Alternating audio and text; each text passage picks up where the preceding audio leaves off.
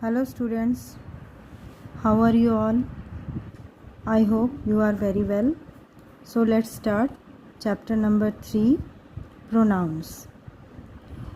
First of all, I want to tell you what are pronouns.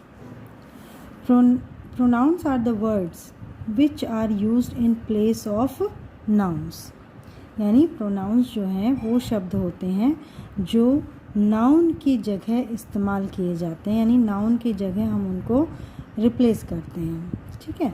For example he, she, it, I, you, we, they, etcetera. यानी all these words are pronouns. Now let us take an example. Like there are 3 sentences we have. Sita is a girl. She dances well.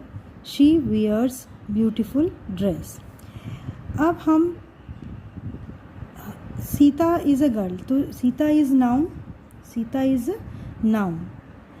ठीक है. अब when we write or in every sentence, Sita dances well, Sita wears beautiful dress, Sita does this, Sita does this, so it does not look well. So we use some other words in place of Sita or noun. So we used she. She dances well. She wears beautiful dress. So she is a pronoun. What is this? She is a pronoun. So हम लोग जो जिन शब्दों का इस्तेमाल हम लोगों ने noun की जगह किया है, all this is a pronoun. इतना समझ में आया बेटा आपको? Now pronouns can be divided into 3 parts. First person, second person and third person.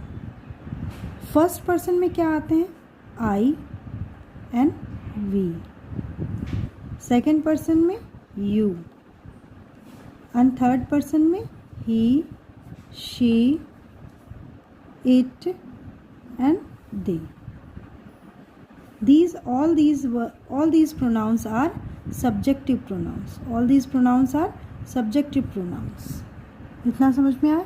Now अब हम इसको कैसे अलग अलग पार्ट्स में डिवाइड करते हैं पर्सन के अकॉर्डिंग, वो हम करेंगे. Now we can divide pronouns in some parts.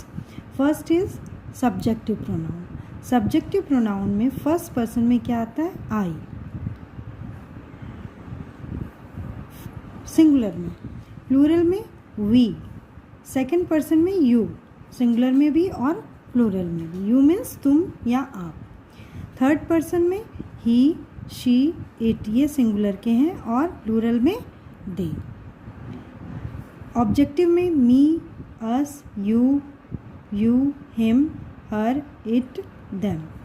Possessive adjective या possessive pronoun में my, mine, our, ours, your, yours, yours, his, her, hers, its, their, theirs.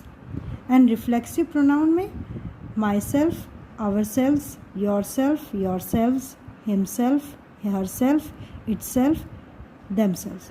Now we will explain it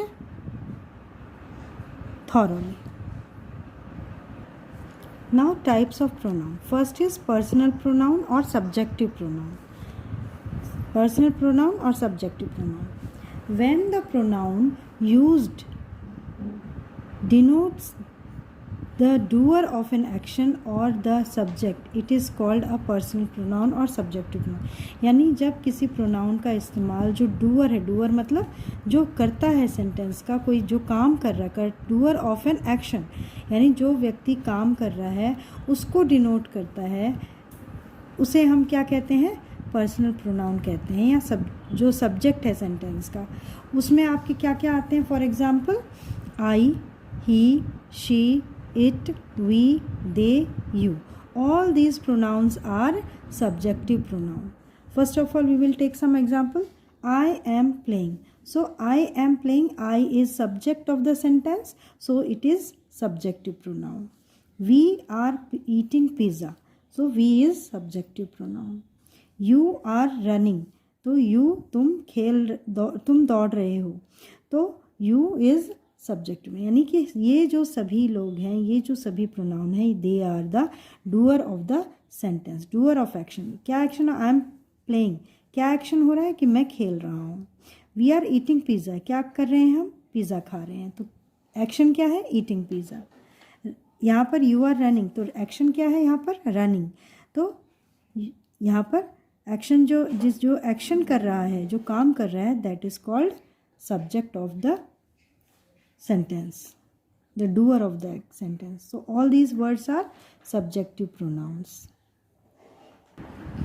Now objective pronouns. When the pronouns used in the sentence denotes the objects, it is called objective pronoun. यानी object को denote करता है, यानी हम जानते हैं एक sentence में सब्जेक्ट होता है, वर्ब होता है और ऑब्जेक्ट होता है.